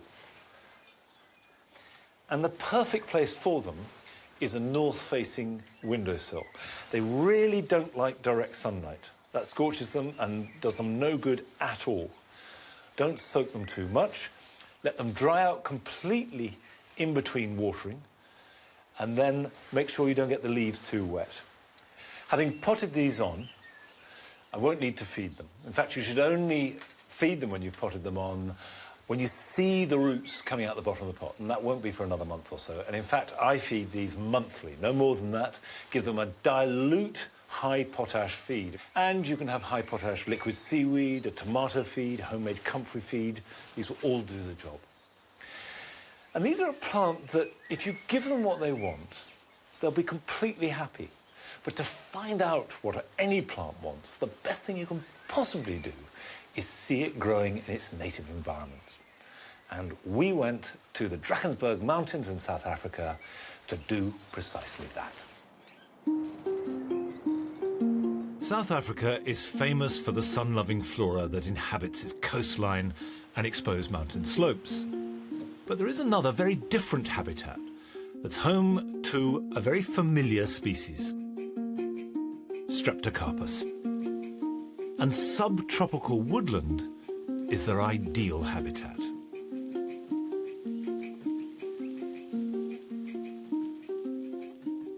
The trees in this ravine provide shade and shelter for the plants and animals that inhabit it, and keep the forest floor moist and humid. In winter, temperatures here never fall below freezing, and the rainfall is at best infrequent. So these plants never experience the cold and wet that we're familiar with in Britain. Martin Kunthart has been studying South African Streptocarpus for decades. What we have here is Streptocarpus rexi, which was the first strep to be introduced to the United Kingdom back in the 1800s. This Streptocarpus is found further south than any of the other species, and they have a very wide temperature and climatic tolerance. That's why it's been used so widely in hybridization. These plants don't like being overwatered. In fact, if they're underwatered, they actually do better for you. These Strep rexii are basically lithophytic at the moment because they're growing on rocks. They're not sitting in water all the time. The water's always flowing. What you can see these plants growing on here is sphagnum moss, and it just shows you that the plants do not require soil to grow in. The plants will have lots of air spaces, there's lots of oxygen, and that's exactly what Strep's like.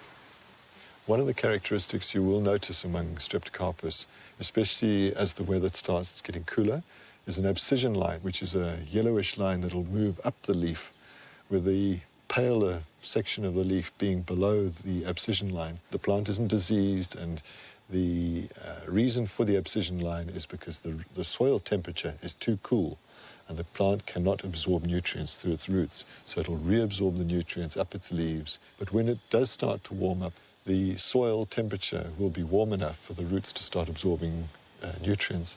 That's the time that you can start feeding your plant. Streptocarpus are found all over this forest. Some take root on rocks, whilst others are epiphytic, which means that they grow on trees. The constantly humid environment of these subtropical forests provides perfect growing conditions for these plants, which rely solely upon the moisture and nutrients from the warm, damp air. But the forest floor is also rich in plant life. What we have here is Streptocarpus johannes, one of the most exciting Streptocarpus species.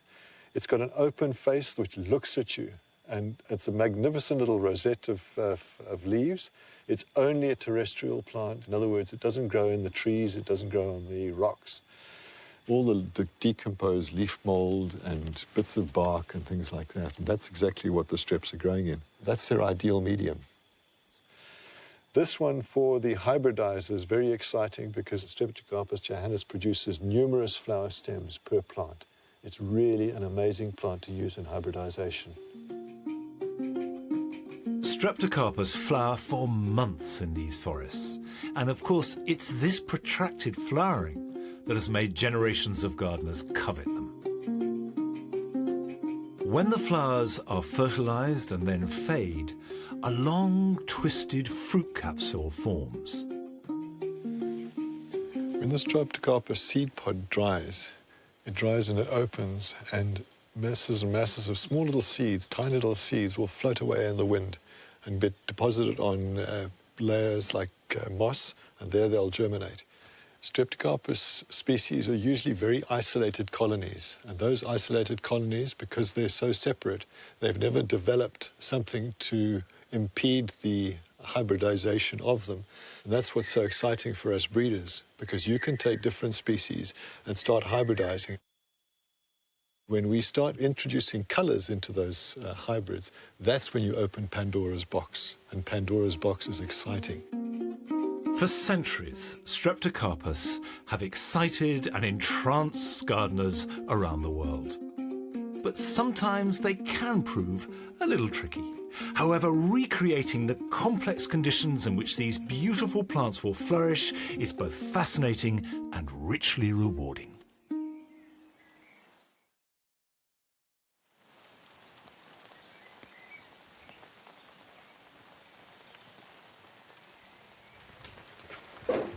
Come on.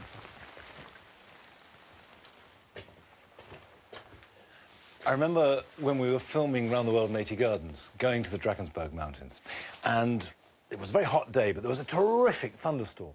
So we ran into this gully for shelter with trees over it, and whilst the rain was pounding down, we noticed that the bank that we were sheltering against was covered in Streptocarpus. So exactly that environment, moist, warm, shaded. And there is no doubt that if you see any plant growing in the wild, you know instantly how you should grow it in your garden. Well, it's not warm and wet here, it's cold and wet, but thank heavens for a potting shed, because that means I can get on with sowing some seed. And now is the perfect time to sow biennials. Now, biennials are short-lived plants that span their lives across 2 growing seasons. So the seeds are set and fall from late spring to midsummer. And wallflowers are a good example. Setting their seed now, they fall to the ground, they germinate and grow a young plant, but they don't flower in the same year. They overwinter, and then they flower the following spring, and they set seed, and so it goes. Now, I mentioned wallflowers, and I want to sow some, and I always like to grow lots because it's a very cheap way of making a dramatic statement. If you want to have a blaze of colour, you need to buy at least dozens, if not hundreds of plants. It will run into a fair amount of money, whereas a couple of packets of seed, and there's your hundreds of plants. So take a seed tray or pot like this, a seed mix, and you can buy special seed mixes, or you can use a general purpose compost, or you can make your own as I do. But the difference between a seed and a potting mix is essentially it's lower in nutrients. And it's got a nice open root run for little seedlings to work out into. And if I take a packet of seeds, this is blood red. So there you have the seed, and each one of these is potentially going to make a nice, strong, beautiful, sweet-smelling plant. Just sprinkle it relatively thinly, because each of these are going to make a seedling that's got to be pricked out. Now just cover that lightly with a layer of soil, and it can be very light. That'll do. OK, that's just wallflowers, but there are plenty of others. Foxgloves are one of my favourite biennials, and I've collected seed from the white foxglove, Alba, and the wild foxglove. And you can see I just collected up the seed heads and put them into an envelope, and there are thousands of seeds there. And it is amazing to think that each of those tiny seeds is going to make a spire of flower, perhaps 3-4 foot tall. The other day I saw foxgloves for sale individually for £3-4 pounds each. So it can save you so much money growing from seed. So the regime is to water these, leave them to germinate, which they'll do in a week or two. When they're big enough, prick them out into plugs, let them grow on, and that can happen outside, doesn't need any protection for that. And then when they're robust little plants, either plant them where you want them to grow, or put them somewhere where they can be lined out in the soil, grow on, and then go into their final position in autumn to flower next year.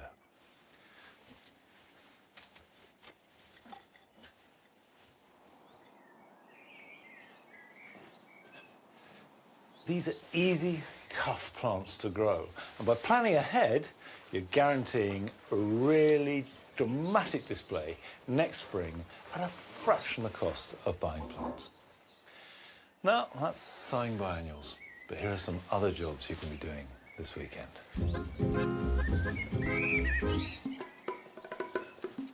If, like me, you've sown climbing beans, but grown them under protection because it's been a little cold to plant out, you can safely put them into the ground now, placing one plant against each support.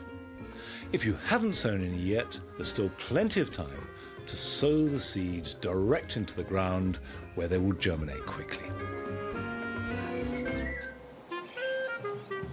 Late flowering clematis are growing practically in front of your eyes at the moment. And it's important to keep this growth tied into the support. Otherwise, it can form an unruly tangle, which can then hide the flowers when they appear in about a month's time.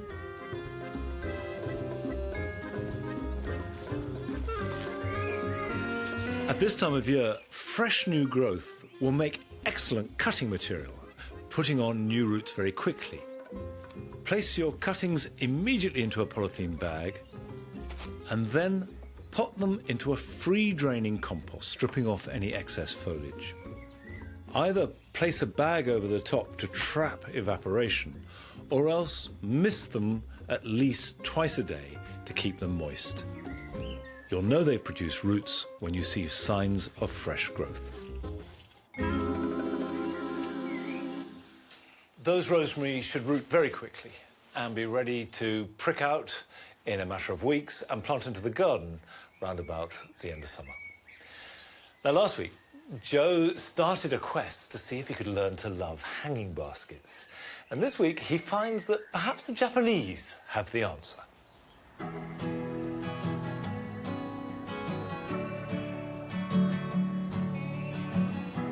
They're bold, they're bright, and they bombard us with colour. And I know that millions of people love them, but I'm not one of them.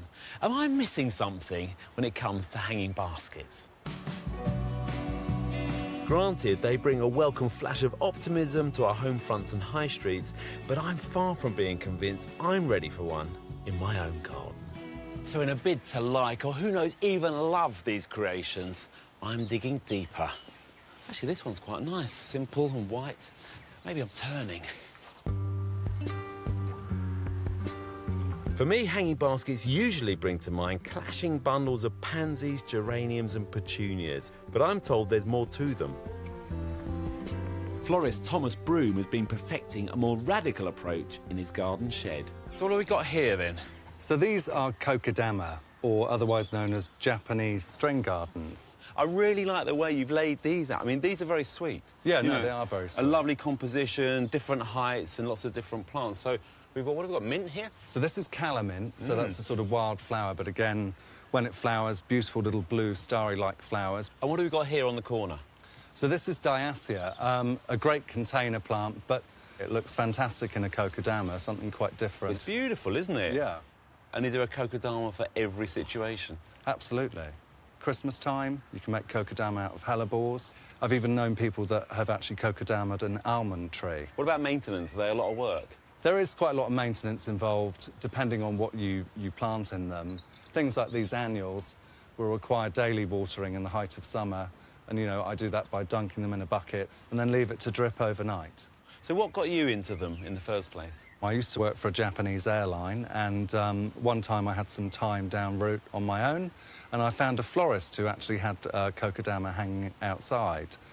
So I was quite intrigued, because to me they looked unique and very different.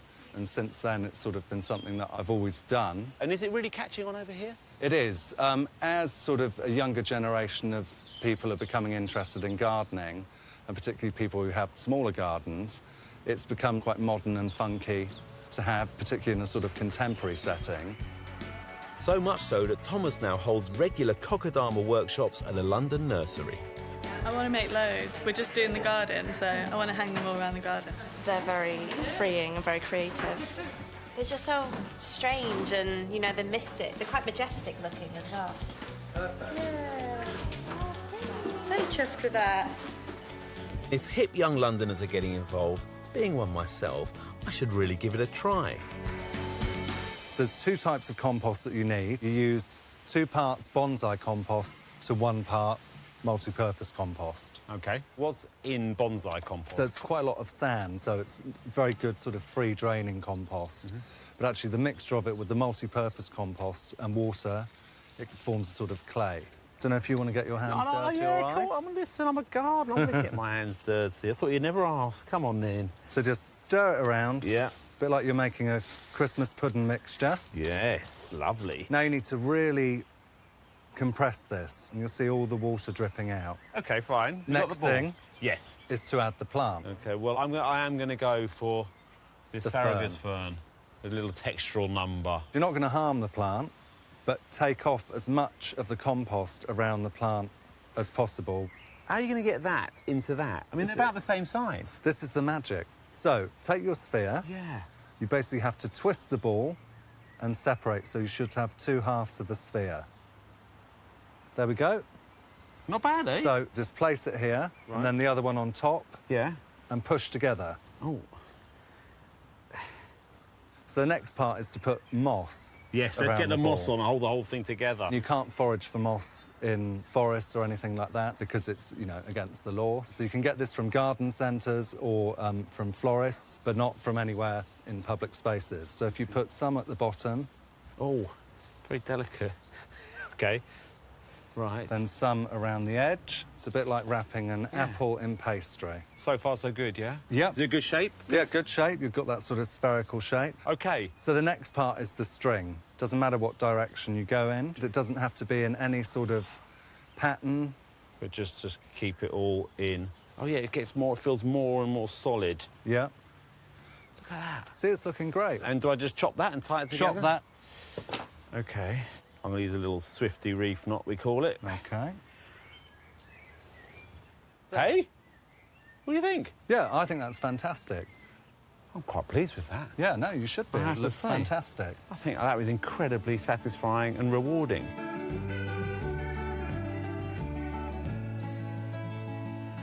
Well, I'm not sure if these are the future of hanging baskets, but I've really enjoyed making my first kokedama. And I like them a lot. I like the way they're really natural, just the moss, the plant, and some jute string around them. These kokedama couldn't feel more different from the baskets I looked at a couple of weeks ago. But now I know that anything's possible, I'm going to create my own take on a hanging basket next time.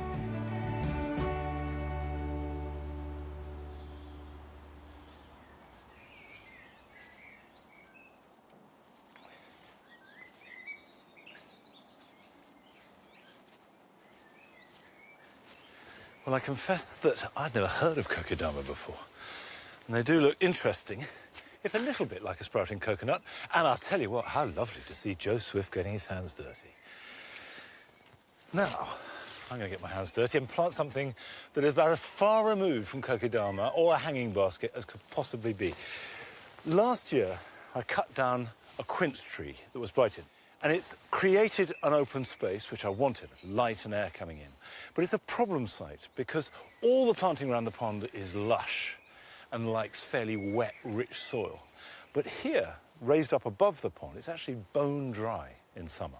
So I've got a plant here that is going to fill the gap, but not overwhelming it. It's a cranberry cordifolia. Cranberry maritima, its cousin, is sea kale that we eat. Cordifolia is not edible, slightly larger version. The foliage of cranberry actually doesn't give you any idea of what the flowers are going to be like, because these great big cabbage leaves, and remember it is a kale, spawn a lovely froth of delicate white flowers in the end of May, in June, that shimmer and float above the ground and can get up to about 6 feet tall. So it gives good architectural qualities, and then you cut it back in mid or late autumn, it disappears, and then will reappear again in spring. So a really statuesque plant that is adapted beautifully to growing almost anywhere. It will grow in practically any soil, it'll grow in full sun, in part shade. The one thing it's got to have is good drainage.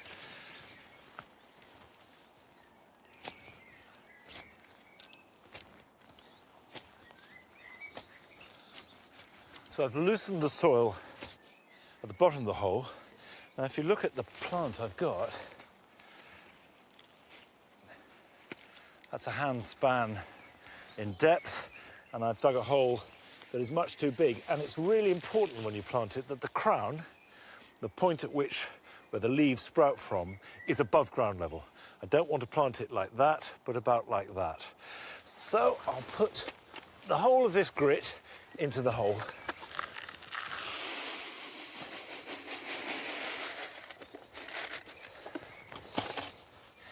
And sit the roots directly on top of the grit.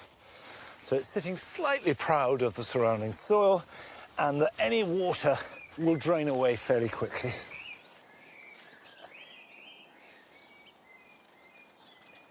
Cranberry has slightly fallen out of favour in the sense that not so many people grow it.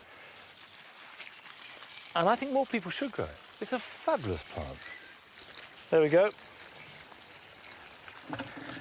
Over to you now. Do your stuff.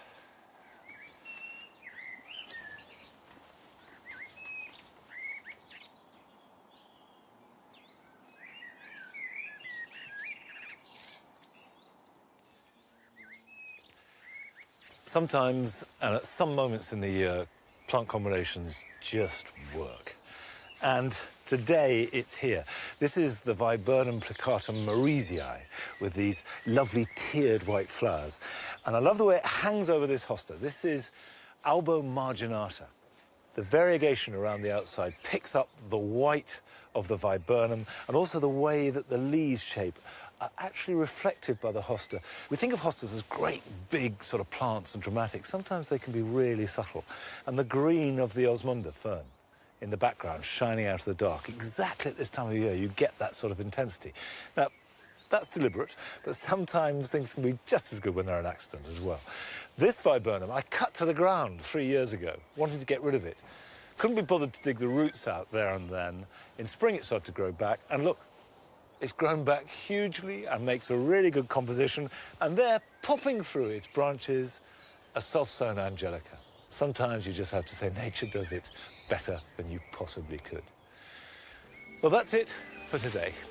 I'll be back here at Longmeadow next time, so join me then. Bye-bye.